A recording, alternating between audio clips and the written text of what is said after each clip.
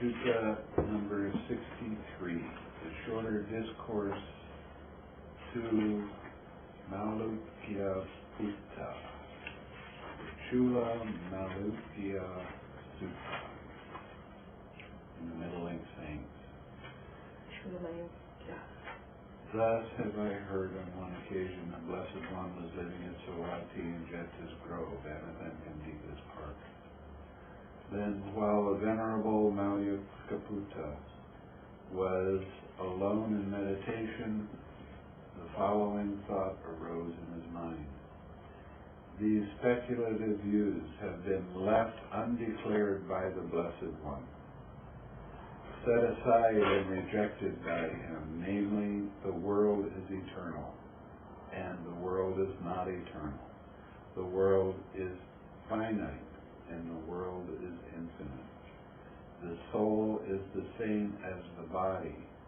The soul is one thing and the body another. And after death, the Tathagata exists. After death, the Tathagata does not exist. And after death, the Tathagata both exist and does not exist. And after death, the Tathagata neither exists nor does not exist. The Blessed One does not declare these to me, and I do not approve of and accept the fact that he does not declare these to me. So I shall go to the Blessed One and ask him the meaning of this. If he declares to me either the world is eternal or the world is not eternal, or after the death of the Tathagata neither exists nor does not exist, then I will lead the holy life under him.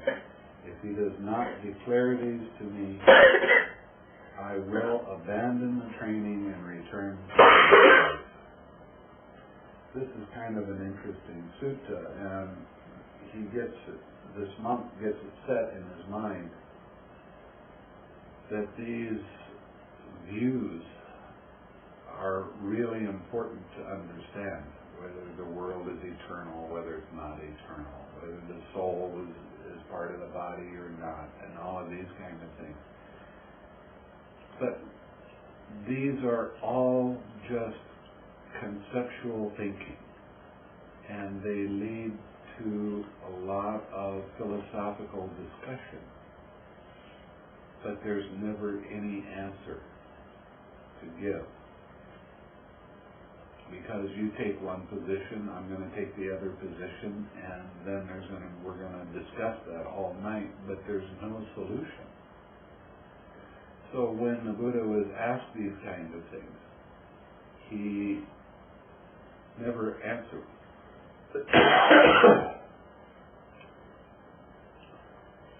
And this monk is making it up in his mind, well, if the Buddha isn't going to answer these kind of things, then I don't want to be a monk anymore because I want to know these things.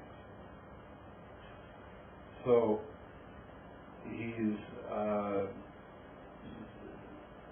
trying to set it up in his mind that if he's not going to get the answers, then he'll just become a layman again.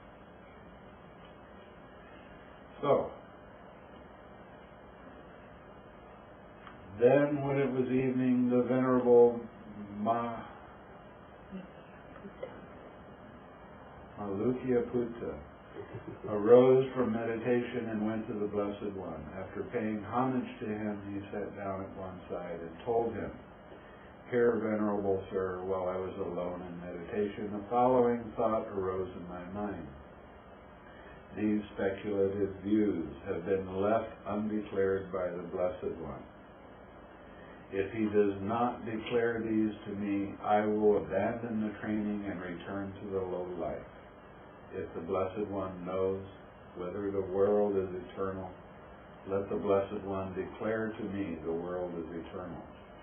If the Blessed One knows the world is not eternal, let the Blessed One declare to me the world is not eternal. If the Blessed One does not know whether the world is eternal or the world is not eternal, then it is straightforward for one who does not know and does not say to to say, I do not know, I do not see.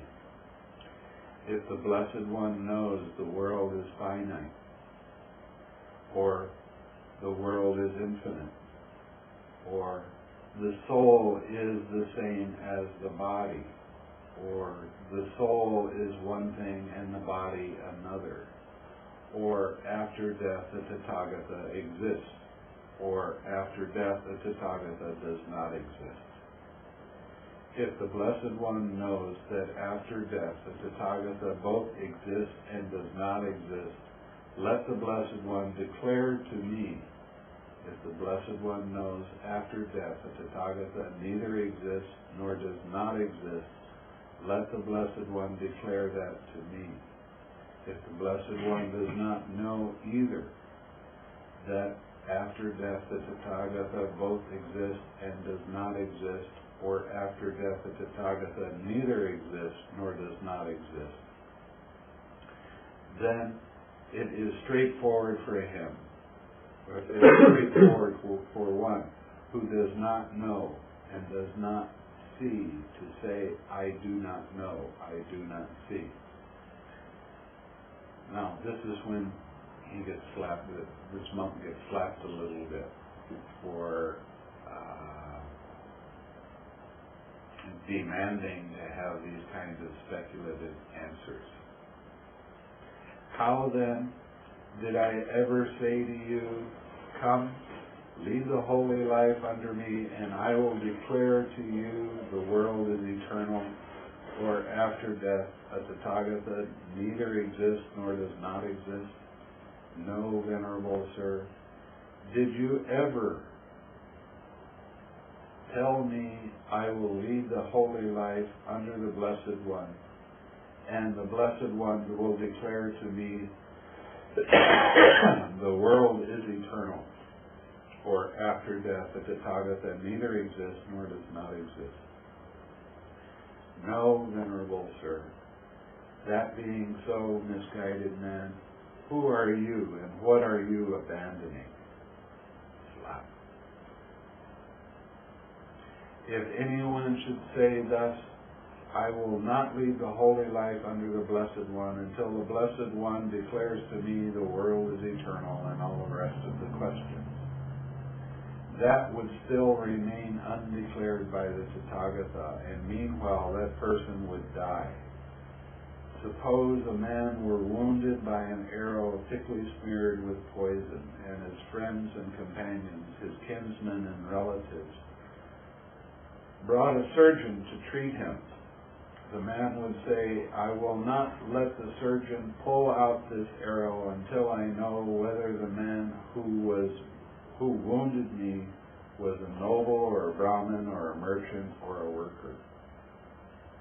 And he would say, I will not let the surgeon pull out this arrow until I know the name of and clan of the man who wounded me, until I know whether the man who wounded me was tall or short or middle height, until I know whether the man who wounded me was dark brown or golden skinned, until I know whether the man who wounded me lives in such a village or town or city, until I know whether the bow that wounded me was a longbow or a crossbow, until I know whether the bowstring that wounded me was fiber or reed or sinew or hemp or bark, until I know whether the shaft that wounded me was wild or cultivated, until I know with what kind of feathers the shaft was that wounded me was fitted, whether those of a vulture or a heron or a hawk or a peacock or a stork, until I know with what kind of sinew the shaft was that wounded me was bound, whether that of an ox or a buffalo or a deer or a monkey, until I know what kind of arrow it was that wounded me, whether it was hoof-tipped or curved or barbed or calf-toothed or oleander. All this would still not be known to that man, meanwhile he would die. So too, if anyone should say thus, I will not lead the holy life under the Blessed One until the Blessed One declares to me, the world is eternal. The world is not eternal. Or after the death of a Tathagata neither exists or does not exist. That would still remain undeclared by the Tathagata. Meanwhile, that person would die. Now, Lukya Putta, if there is the view the world is eternal, the holy life cannot be lived. If there was the view the world is not eternal, the holy life cannot be lived. Whether there is the view the world is eternal or the view the world is not eternal, there is birth, there is aging, there is death, there are sorrow, lamentation, pain, grief, and despair. The destruction of which I prescribe here and now. If there is the view the world is finite, the world is infinite. The soul is the same as the body. The soul is one thing and the body another. After the death of the Tathagata exists. After death, a Tathagata does not exist. The holy life cannot be lived. If there is a view after death, the Tathagata both exists and does not exist, the holy life cannot be lived. If there is the view after death, the Tathagata neither exists nor does not exist, the holy life cannot be lived. Whether there is the view after the death of a Tathagata both exists and does not exist, or the view after death of a Tathagata neither exists nor does not exist, there is birth, there is aging, there is death, there are sorrow, lamentation, pain, grief, and despair, the destruction of which I prescribe here and now. So what he's basically saying is, get out of your concepts about these things. They don't lead to the cessation of suffering. There's still birth. There's still all of the links of dependent origination that arise when the conditions are right for them to arise. It goes from birth all the way through death, ignorance, formation, consciousness, mentality, materiality, sixfold base, contact, feeling, craving, clinging, being. Don't like the translation even yet. Experience, habitual tendency, birth, death, and aging again. These processes are continually arising and passing away. Knowing whether the soul is one thing and the body is something else doesn't lead to seeing this. It leads to a lot of mental gymnastics so that you can get into good arguments and discussion, but it doesn't lead to the cessation of suffering. That's what the whole of the Buddha's teaching is about. He never guaranteed anybody that he would answer philosophical questions. He did, however, say, if you follow this path, and you see this, and you see this, and you see this, it will lead to the cessation of suffering. Every time you are sitting down to meditate, you sit with your back nicely straight, you sit in a comfortable posture, whether it's on a chair or on the floor, it doesn't really matter.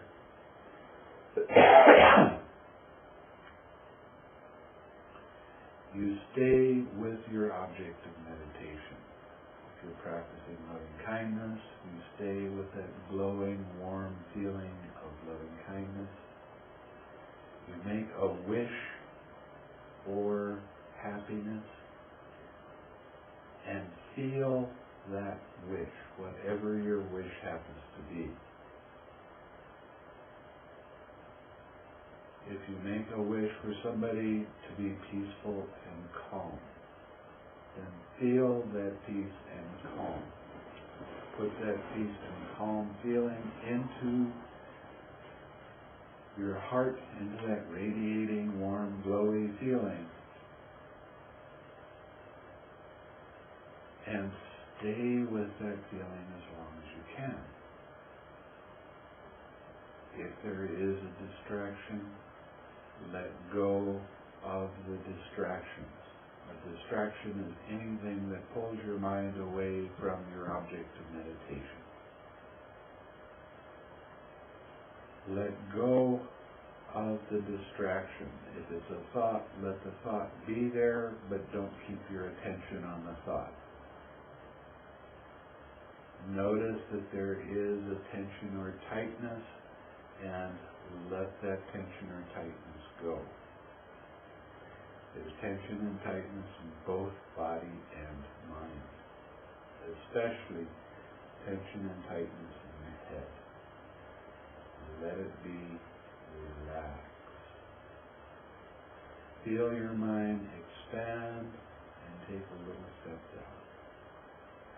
And then take that mind that is very pure, that is very clear, that doesn't have any distraction in it, back to your object of meditation. It doesn't matter how many times your mind gets distracted. You still treat every distraction in the same way. Every time you let go of that distraction and relax and gently come back to your object of meditation, you are developing your mindfulness so that it becomes sharper, more alert. So any kind of distraction, even though you would call it a hindrance, is a very important aspect of the meditation that helps you. Too many times people will talk about just sitting in silence, or sitting in peace, or sitting in calm. And that's nice, but you don't really learn how your mind is working.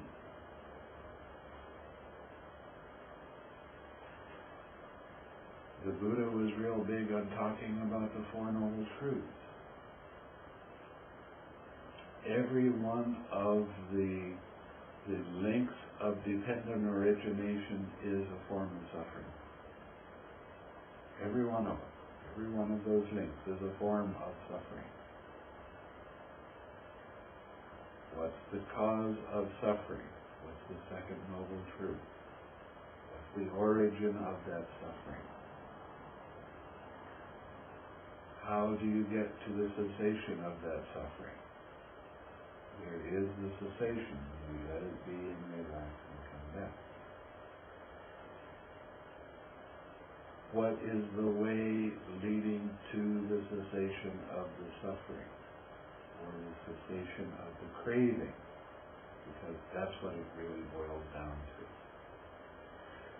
The Four Noble Truths are about the cause of craving, the cessation of craving, and the way leading to the cessation of craving.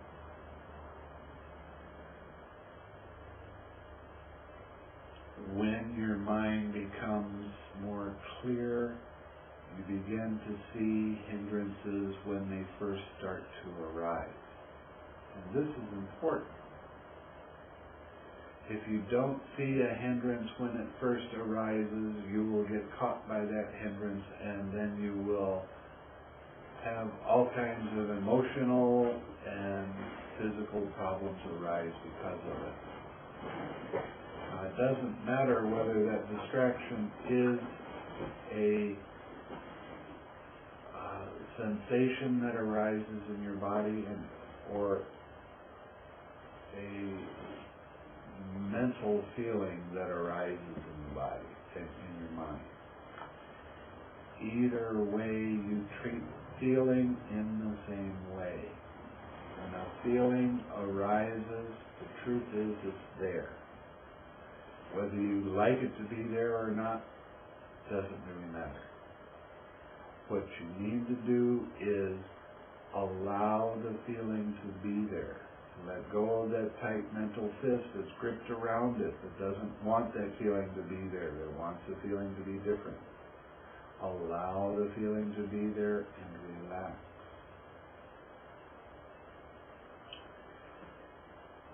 When a physical feeling arises, there is 98% of the time there are thoughts about the feeling that arise. I wish it wasn't there. Why did it have to bother me now?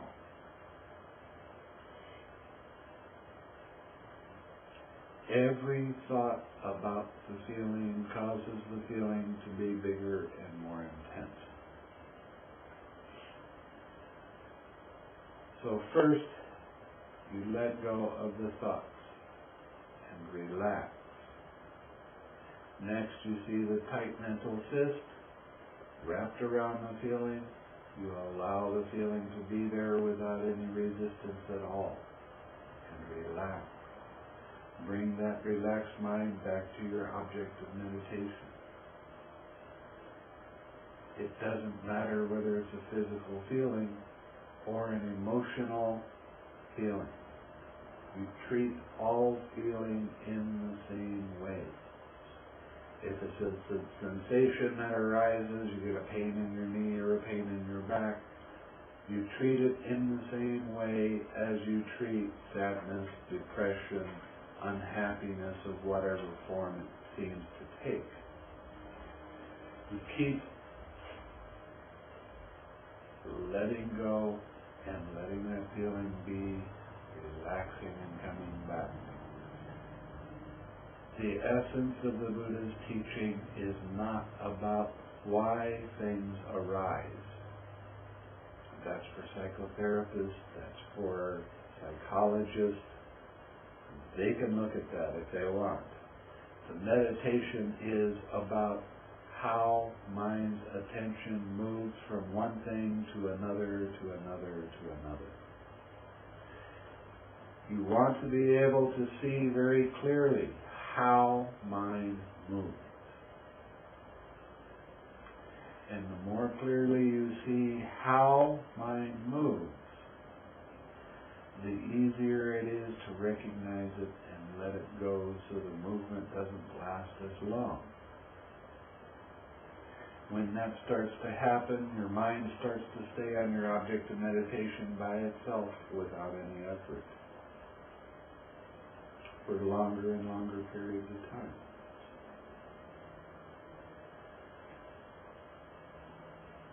One of the things that I rather insist on when people are practicing loving kindness, especially, but also mindfulness of breathing, is that you smile.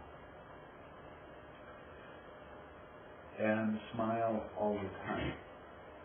Smile with your mind, smile with your eyes, even though your eyes are closed.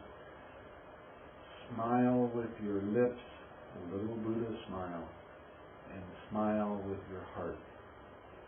I had somebody yesterday tell me that they weren't about to walk around with a smile plastered on their face.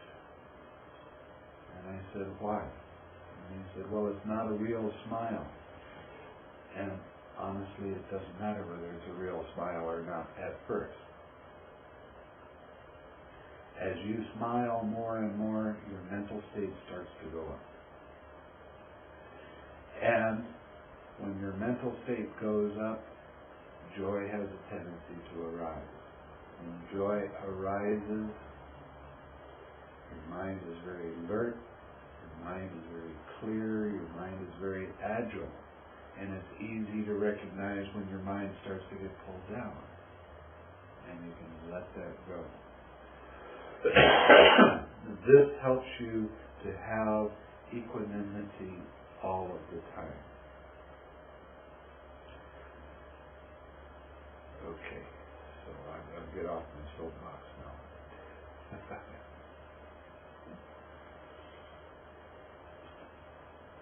Therefore, remember what I have left undeclared as undeclared, and remember what I have left declared as declared. And what I have left undeclared, the world is eternal. I have left undeclared. The world is not eternal. I have left undeclared. The world is finite. I have left undeclared. The world is infinite. I have left undeclared. The soul is the same as the body. I have left undeclared. The soul is one thing and the body another. I have left undeclared. After death, a Tathagata exists. I have left undeclared. After death, a Tathagata does not exist. I have left undeclared. After death, a Tathagata both exists and does not exist. I have left undeclared. After the death of a Tathagata, neither exists nor does not exist. I have left undeclared. Why have I left that undeclared? Because it is unbeneficial. It does not belong to the fundamentals of the holy life. It does not lead to disenchantment, to dispassion, to cessation, to peace, to direct knowledge, to enlightenment, to nirvana. That is why I have left it undeclared. And what have I declared? This is suffering. I have declared. This is the origin of suffering. I have declared. This is the cessation of suffering. I have declared. This is the way leading to the cessation of suffering. I have declared. Why have I declared that? Because it is beneficial. It belongs to the fundamentals of the holy life. It leads to disenchantment, to dispassion, to cessation, to peace, to direct knowledge, to enlightenment, to nirvana. That is why I have declared it. Therefore, remember what I have left undeclared as undeclared, and remember what I have left declared as declared. That is what the Blessed One said. The Venerable Monk was satisfied and delighted in the Blessed One's words.